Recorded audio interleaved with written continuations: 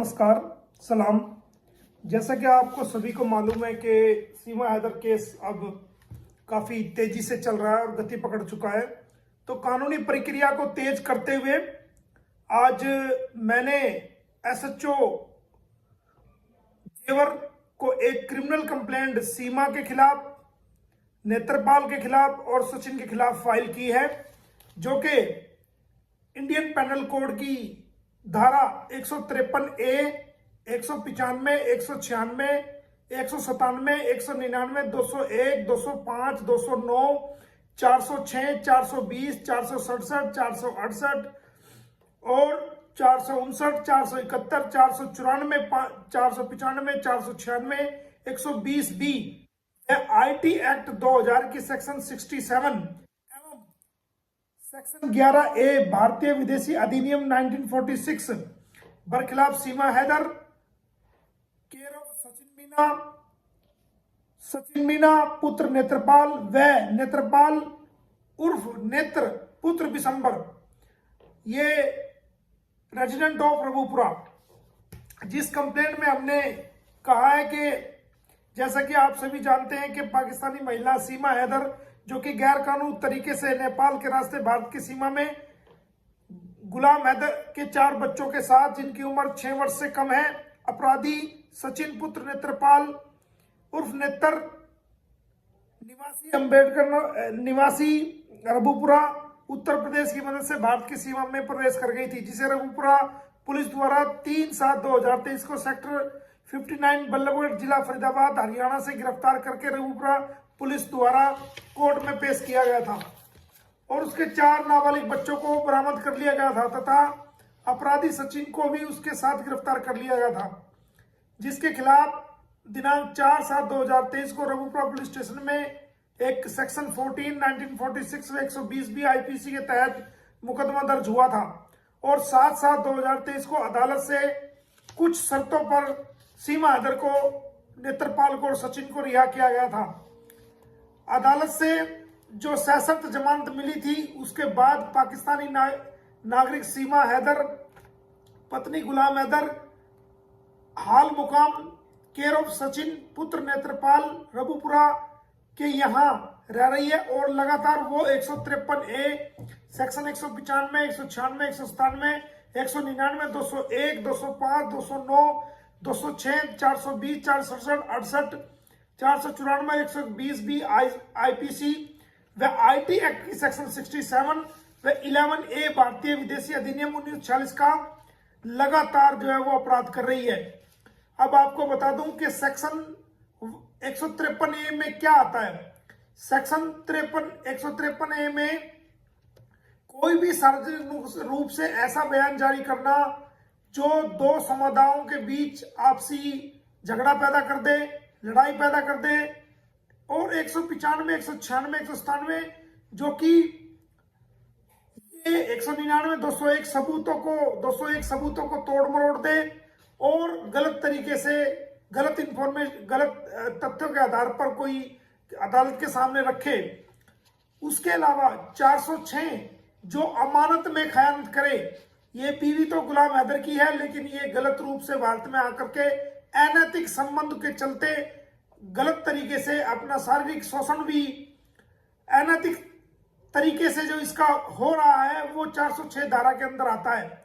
उसके अलावा जो इसने जमानत में अपने आप को गुलाम है, जब ये कह रही है कि 13 मार्च 2023 को इसने सचिन के साथ हिंदू रीति रिवाजों से शादी कर ली थी, तो और ये एनिवर्सरी मनाने जा रही है, तो फिर किस आधार पर इसने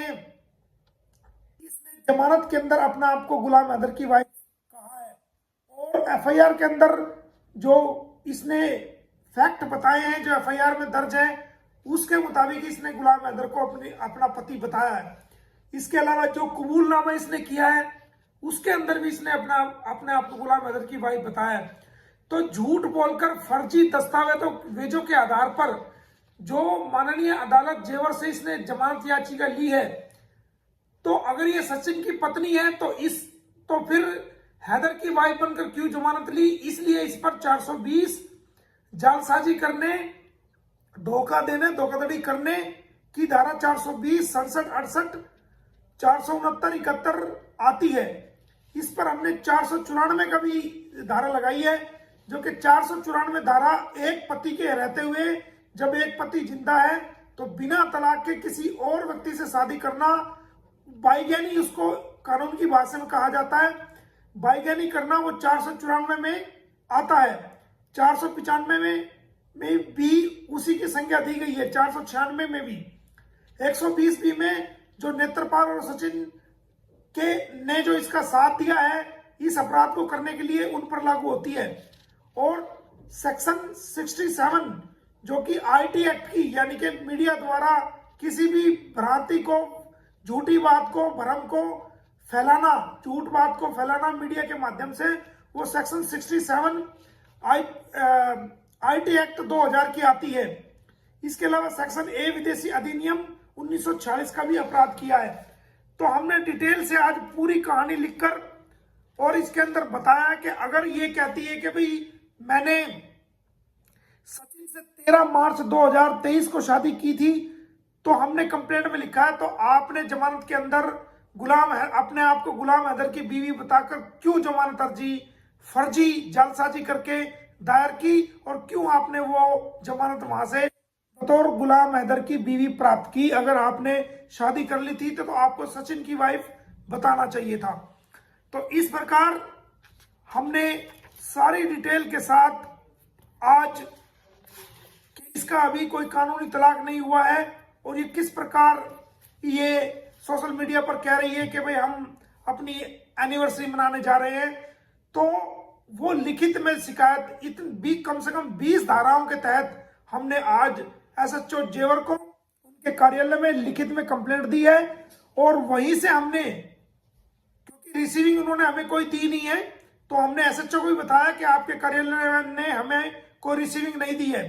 तो मैंने वही थाना सही कमिश्नर ऑफ पुलिस को और डिस्ट्रिक्ट मजिस्ट्रेट को और खुद एसएचओ को पीडीएफ द्वारा कंप्लेंट जो है वो मेल कर दी है और बाय हैंड कॉपी भी उनको दे दी है। अब जल्द इसके खिलाफ एफआईआर दर्ज होगी और इन धाराओं में कम से कम 20 धाराएं हैं जिनके अंदर 7 साल से 10 साल तक की सजा का प्रावधान है। अगर ये एफआईआर दर्ज होने के बाद पुलिस इसको बुलाएगी और बाकायदा इसका बयान दर्ज करेगी कि आपके खिलाफ ये एलिगेशन है, आप बताइए। अगर ये कहती है कि मैंने सचिन से शादी कर ली 13 मार्च 2023 को, तो फिर तुमने कोर्ट में खुद को गुलाम की बीवी दिखाकर क्यों जमानत ली? तो इसके ऊपर 420, 467, 68, 471 जालसाजी की सारी धाराएं लगेंगी। अगर ये कहती है कि नहीं मैं तो गुलाम की बीवी हूं, तो फिर ये भारत देश को और देश के लोगों को क्यों गुमराह कर रही है? तो ये दोनों तरह से फंस चुकी है। अगर ये खुद को गुलाम की वाइफ बताएगी तो जब भी ये फंसेगी, और अगर ये खुद को सचिन की वाइफ बताएगी तब भी इस पर 420 की सेक्शन लागू होगी।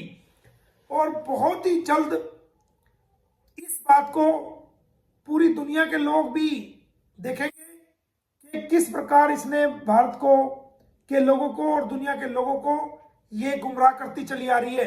और आपने देखा होगा कि आजकल नई नई ये झंडे लेकर के कहती है कि हमारा देश है, हमारा देश। तेरा देश कहां से आ गया? तू तो घुसपैठी है। ये भारत तो भारतीयों का है, तेरा देश तो पाकिस्तान है, तेरा देश तो ये नहीं है। तेरा देश कैसे हो गया? अभी तू यहाँ की नागरिक नहीं है, अभी तू यहाँ घुसपैठ करके आया। तेरे खिलाफ एक आपराधिक मुकदमा दर्ज है सेक्शन 14 में फॉरेन एक्ट 1946 के तहत, और भी लीगल कार्रवाई तेरे यहाँ चली। तेरा देश कहां से हो गया? तू हमारे देश को अपना देश कैसे बता रही है? तेरा देश तो ये है ही नहीं। अब ये रोज मोदी जी के नारे मार रही है, रोज योगी जी के नारे मार रही है। मोदी जी और योगी जी ने हमेशा सच का साथ दिया है, उन्होंने कभी भी गलत बात को सपोर्ट नहीं किया है।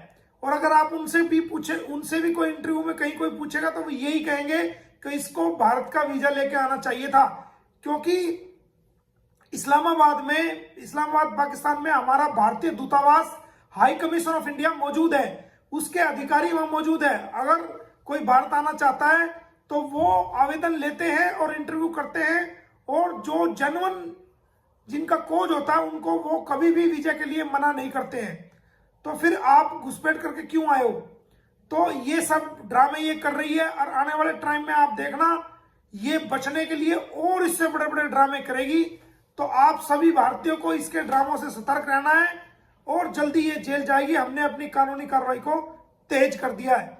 उम्मीद है कि पुलिस प्रशासन, जिनको ये एसएचओ जेवर को हमने कंप्लेंट दी है, पुलिस प्रशासन जो है वो जल्दी हमारी कंप्लेंट पर एफआईआर दर्ज करके इसको, सचिन मीना को और नेत्रपाल को अरेस्ट करके कोर्ट में पेश करेगा। बहुत बहुत धन्यवाद। Thank you.